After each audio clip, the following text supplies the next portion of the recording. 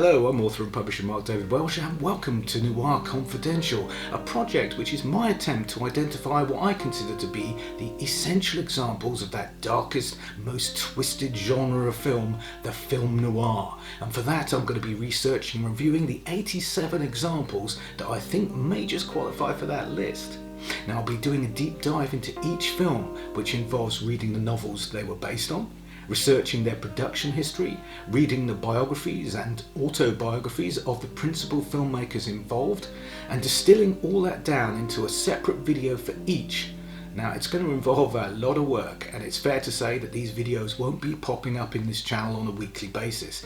This is a long-term project. Now my qualifications for carrying out this survey are simple and unsophisticated. I've been a movie nut my whole life and an obsessive fan of film noir for the past quarter century. Just how obsessive? Well, you're about to find out. You see, after I made my decision to take on this project, my first problem was a very simple one. What constitutes a film noir and what doesn't? It's not easy to define which films qualify for the label and which films don't, because noir is not necessarily defined by story content as more by its style. So let's hear some definitions of what film noir is. Quote, it's a cinematic term used primarily to describe stylish Hollywood crime dramas, particularly those that emphasize cynical attitudes and sexual motivations. End quote. Another one. Quote, a style or genre of cinematographic film marked by a mood of pessimism, fatalism and menace. End quote. A third quote. A style of filmmaking characterized by such elements as cynical heroes, stark lighting effects, frequent use of flashbacks, intricate plots, and an underlying existentialist philosophy. End quote. As you can see, some pretty wide-ranging descriptions there, two of which don't even feature the word crime, which you might expect to be fairly essential in a definition of noir. So what was I to do? Well, I consulted 4 major catalogues of noir titles. Certain films appeared in all 4 lists, some in just one, and everything in between. Some excluded everything made outside the United States, others included titles only from the acknowledged classic period, which ran from 1940 to 1959, and so on. As I say, pretty much every movie fan out there has a different opinion on what is a noir and what is not.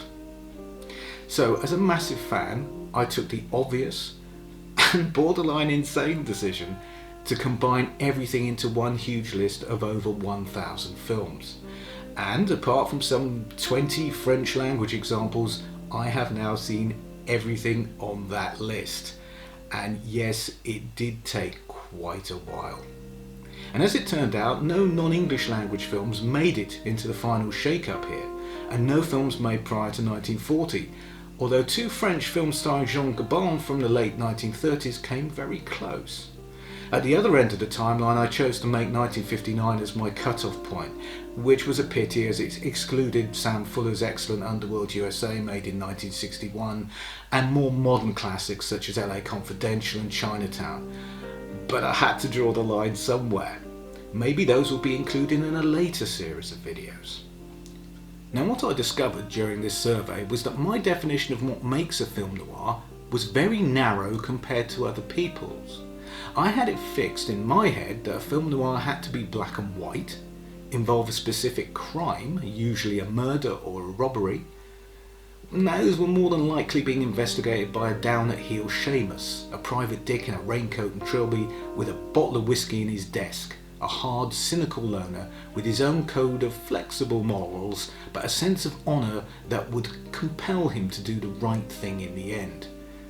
Instead, I found a much wider canvas of characters, events and circumstances. Everything from desperate cons making a prison break, to psychotic rich girls with an urge to kill, to cowboys seeking revenge in the Old West, to criminal gangs planning that one last heist before retirement.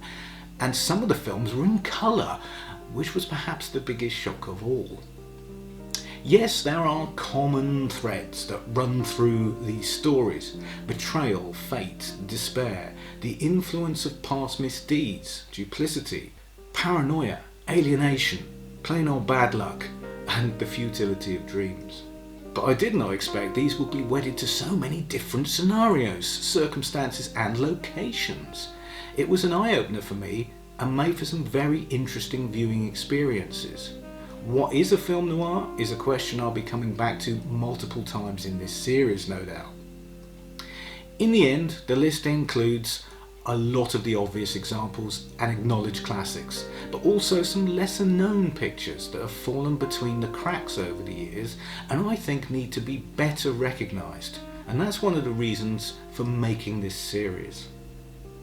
So check your revolver is loaded, shrug into your raincoat, put on your trilby and walk with me down these dark, windswept streets lit by the flashing neon signs of the cheap hotels and drugstores, to a rendezvous with crooks, crooked cops, hoodlums, pickpockets, hustlers, loan sharks, conmen, gunsels, swindlers, gangsters, lawbreakers, jailbreakers, lost souls and femme fatales, as they all come together on the corner of perdition and squalor in a city they call Noir Confidential.